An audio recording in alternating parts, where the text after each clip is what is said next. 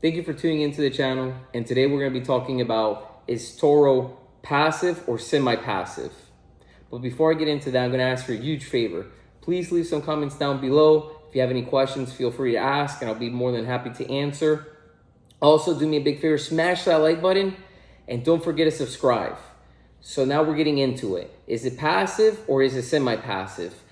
Well, Turo actually can be passive. There's companies and there's guys and girls that are willing to manage your car for you and they'll take care of everything. So that means you'll just get a check at the end of the month or however they want to set it up, and you don't have to do anything but give them the vehicle. So basically you're just going to be responsible for making the payments and they're going to run it, renting it out for you. So they're going to take care of the maintenance, they're going to get it washed for you, take care of the gas. You're not going to deal with any of that. So you can deal with your busy life and it's not going to get interrupted with Turo.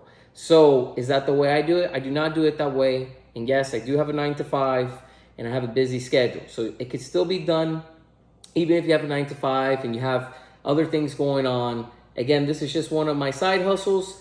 And the way I do it to be able to work with my schedule, I basically, for me, because I live by the airport, I made it 99% just airport. I really don't do it any other way. To be honest, just maybe once in a blue moon if it works with my schedule. And the way I do is contactless. I use a key box. And basically, I just let the customer know where the car is going to be at the airport. I look in advance at my bookings, and I know, that I need to make time to have it dropped off at the airport when it works for me, as long as it's there by the time the guest is going to get there for the reservation. And then I pick it up when I can, as long as it's within the 24 hours when the guest drops off the vehicle. So for me, it's semi-passive, and it's worked great for me. So if you're thinking about doing Turo, I would suggest do the semi-passive, just do contactless, use a key box. That's what I do, and it's worked well for me. I can't say that that's gonna work great for you, but I've had success doing it, and I believe if you have a busy schedule, you can still make it work this way. And the benefit is you're always gonna have your car with you, and you're gonna keep all the money that comes in. Well, not all the money, because depending on the protection plans you go with Turo, but you're gonna keep more money. So what I'm gonna go ahead and do in this video, I'm actually have to go pick up a car. I'm gonna bring you with me. You're gonna see me find the car in the parking lot. You're gonna see me do the checkout and everything. That way, if you're thinking about doing Turo, you can kind of get a feel for it by seeing me do what I do on a regular basis with Turo. So come along for the ride. All right, so here I am, I'm at the airport. I'm in the parking garage, as you can see, and I found the car. So the car was returned early this afternoon. I wasn't available early in the afternoon, so I had to come tonight to pick it up.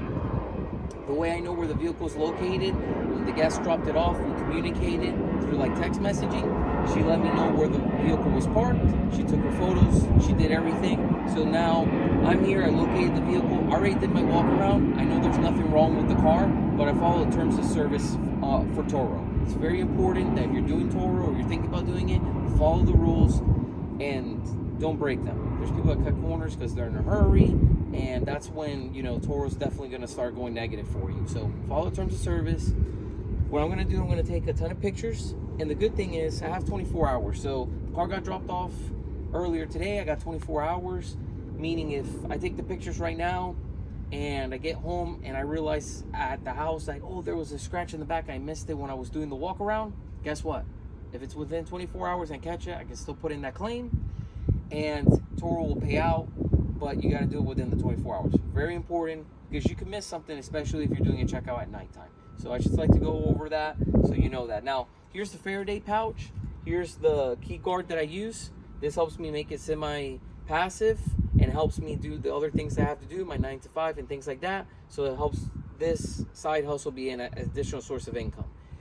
Now I am going to put some links, so if you want to get this pouch, if you're thinking about doing Turo, or maybe you already are doing Turo, or you want to use this lockbox, it's going to be down there on the link. So I'm going to do the photos of the vehicle, and I like to catch everything, especially rims. You never know, so I take pictures of the rims, the lower part of the bumper, because it can get curved. I check the windshield, because those can get chipped.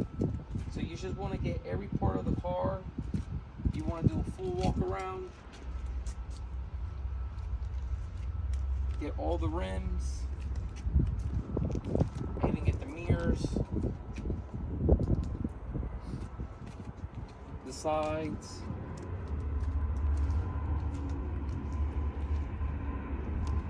The roof. And you want to take as many pictures as you want in all the common areas. The bumpers, rims, windshield. Those are typical areas that can get damaged. And you want to get the whole inside, the roof, all that. Get all those pictures. And you definitely want to check on fuel. So we always give the guests the car with the vehicle full. You want to check that because if it's not full, guess what? You get to put the fuel back in it, get it back full for the next guest, and Toro's going to pay you back for that money plus $10. So you actually make $10 when the guests don't bring the vehicle back full. And guess what? That actually does happen more than you would think. And we're going to turn it on. And here is our no smoking sticker that we put in all our vehicles, which definitely helps reduce people from smoking. And again, we're going to have that in the link if you want to go on Amazon and get one. In the description. In the description, yep. Thanks for that. And then actually see, this car is actually not full. So it's very important to always get a picture of the dash, show when you park it and get it ready for the guest and when they return. Because right here, now we have proof that when we gave it to the guest, it was full, and we have proof that they didn't return it full. Now we do offer prepaid fuel because you can offer additional services to make more income, but this guest did not get the prepaid fuel. So we're gonna go after this and get it filled up to full and make that additional $10. It's not much, but hey, everything adds up at the end of the month. So we definitely want to get that.